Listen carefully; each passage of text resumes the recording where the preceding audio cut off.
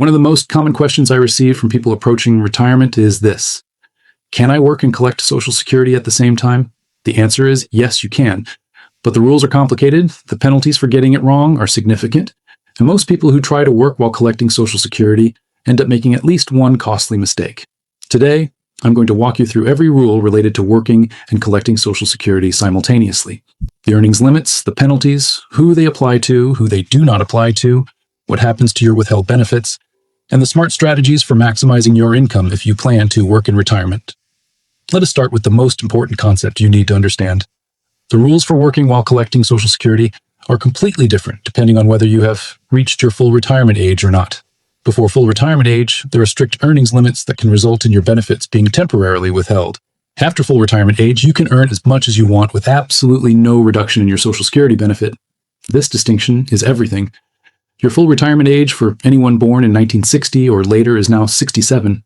Let me explain the rules for people who claim before full retirement age first. If you claim Social Security before age 67 and you continue working, the Social Security Administration enforces what is called the Retirement Earnings Test. In 2026, the earnings limit is $24,480 per year. That works out to approximately $2,040 per month. If your earnings from work exceed this limit, SSA will withhold $1 in Social Security benefits for every $2 you earn above the threshold. Let me show you exactly what that means with real numbers. Suppose you claimed Social Security at 63 and your monthly benefit is $1,200. That is $14,400 per year. Now suppose you're working part-time and you earn $34,000 per year.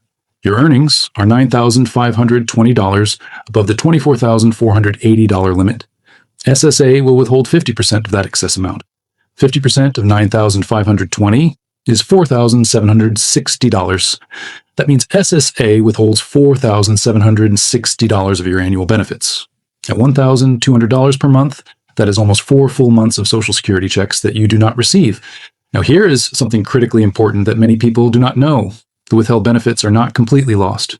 When you reach full retirement age, SSA recalculates your benefit and gives you credit for the months your benefits were withheld. Your monthly benefit is permanently adjusted upward slightly to account for those withheld payments. So in theory, you eventually get some of that money back over time. But the process is complicated, the math does not always work out in your favor, and many people are deeply confused by how it works. For most people who are earning enough to trigger significant withholding, it is simply better to either delay claiming Social Security until they stop working, or at least until their earnings drop below the threshold. Now let me talk about the special rule that applies in the year you first claim Social Security. In the first year you receive Social Security, SSA can use a monthly earnings limit rather than the annual limit. In 2026, the monthly limit is $2,040. This monthly test applies for every month in your first year that you are entitled to benefits. What this means is that even if you earn a large amount early in the year, if you earn less than the monthly limit in each month after you start collecting Social Security, your benefits will not be withheld for those months. This rule can be very helpful for people who retire mid-year after having earned a significant amount before retirement. Now let me explain the higher earnings limit that applies in the year you reach full retirement age. During the calendar year in which you turn 67, a higher earnings limit applies only for the months before your birthday month. In 2026, this higher limit is $65,160 for the months prior to reaching full retirement age in that year. Above this higher threshold, SSA withholds $1 for every $3 earned, not 1 for 2. After your birthday month in the year you turn 67, the earnings test disappears completely. From full retirement age onward, you can earn any amount with no withholding whatsoever. Let me now talk about what counts as earnings under the retirement earnings test. Wages from employment count, net earnings from self-employment count. But many types of income do not count. Investment income, pension payments, rental income, annuity payments, Social Security benefits themselves, and IRA or 401k withdrawals are all excluded. Only earned income, meaning income from actual work, triggers the earnings test. This is an important distinction because many retirees have multiple income sources. A retiree who has a pension, rental properties, and investment dividends may earn significant income in retirement without any of it counting toward the retirement earnings test. Only their wages or self-employment earnings count. Now let me talk about a specific situation that affects many people. What if you are self-employed? Self-employment income is subject to the earnings test, but how SSA calculates it can be slightly different. For self-employment, SSA uses your net earnings after deducting business expenses. So if you run a small business with significant expenses, your net earnings may be well below the threshold, even if your gross revenue is high. Additionally, for self-employment, SSA may look at both your earnings and whether you are actively participating in the business in what SSA considers a substantial way. If you are a passive owner who is not actively working, the income from that business may be treated differently.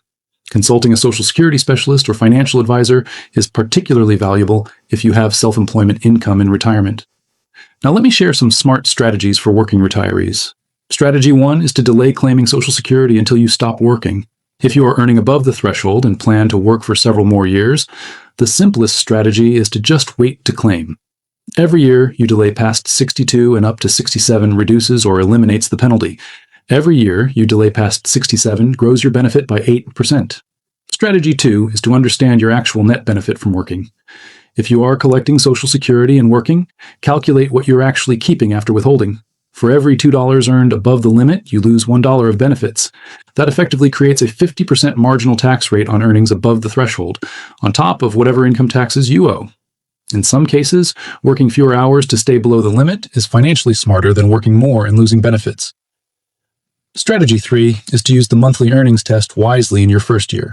If you plan to retire partway through the year, understand that the monthly test can protect your benefits for the months you are actually retired, even if your annual earnings were high earlier in the year. Strategy 4 is to reconsider if you are just above the threshold. If you are earning $30,000 and the threshold is $24,000, you're losing about $3,000 in benefits to earn $6,000 above the limit. Depending on your situation, working slightly less to stay below the limit might be more profitable overall. Strategy 5 is to remember that full retirement age changes everything. If you can hold on until 67, the entire earnings test goes away. You receive full benefits regardless of how much you earn. Planning your retirement transition around this age threshold can be extremely valuable. Let me quickly summarize all the key rules. Before full retirement age, the 2026 earnings limit is $24,480. Earn above this, and SSA withholds $1 for every $2 over the limit. In the year you reach full retirement age, the limit is $65,160, with a 1 for 3 withholding rate. After full retirement age, no earnings limit applies. Only earned income counts, not investment income, pensions, or retirement account withdrawals. Withheld benefits are not fully lost, but are credited back through a benefit adjustment at full retirement age.